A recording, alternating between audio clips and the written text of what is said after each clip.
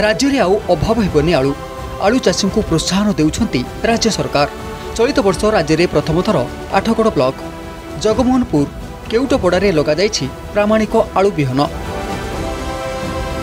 बिहन लगाइबार शुभारंभ करिसेंती उपमुख्यमंत्री कनकवर्धन सिंहदेव।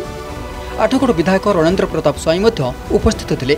आलू उत्पादन हेले राज्य में आलूर अभाव देखाजिब नाही बोली कहिसेंती उपमुख्यमंत्री। विधायक राजा स्वाई आठगड़ अंचल में नूतन शीतल भंडार सह चाष जमी को जलसेचित करने दाबी जनाइथिले। पूर्वतन कृषि मंत्री राजा भाई संगे आलोचना करी आज तांकर निर्वाचन मंडली रे इटा को प्रथम थर पाई आज ओडिशा सारा आलू बिहन लगैवा व्यवस्था कार्यक्रम रखाई।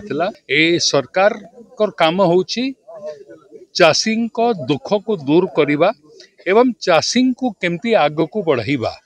आत्मनिर्भर भारत जदि करिवार अछि प्रथम चाषी को स्वावलंबी करिवार ओडिशा सरकार रो आवश्यकता अछि। मो चाषी को पाई मो आठगड़ पाई जहाँ भल एवं उन्नति पाई बाट खोलिबो एवं लाभवान हबो मो चाषी भाई माने मोर गरीब भाई मानकर जो गोटा उन्नति हबो सेति भाई सबु प्रकार रो साहाय्य सहानुभूति एवं सहयोग आम तरफ रही। कोल्ड स्टोरेज जो गोटा वर्न आउट ताको आइदर डू इट रिहाबिलिटेट किंबा नुआ गोटा करा जाऊ किंबा कोल्ड रूम करा जाऊ पैच वाइज सेटा करा जाय एवं राज्य रे बिहन उत्पादन व्यवस्था कर। सरकार चाष को सर्वदा गुरुत्व देउछंती। आवश्यक स्थले पूर्वतन मंत्री तथा विधायक राजा स्वाई परामर्श निया जाउछि। चाष जमी रे उपमुख्यमंत्री आलू लगाई शुभारंभ करिथिबारु खुशी व्यक्त करिसेंती चाषी।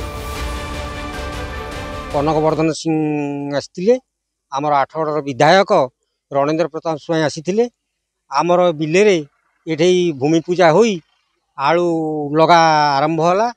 तेणु करी प्रामाणिक जिनस अनुसार से आमको सठिक बिहन ये सब जोगैया सार औषध जोगैया माने प्रमाण करी देखैले।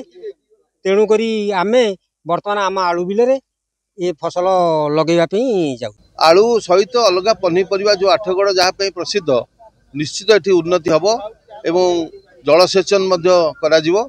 सरकार बदली निश्चित ये जो बीजेपी सरकार मोहन माझी सरकार मोदी जी सरकार निश्चित एठारे उन्नति करिवे एवं आठगड़ उन्नति हब।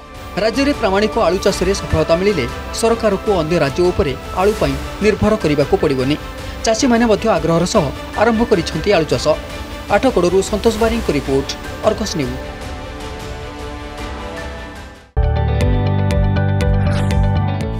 जदि आपंक आम भिडी भल लगा तेब आम चैनल को लाइक शेयर और सब्सक्राइब करने को जमा भी भूलु नहीं।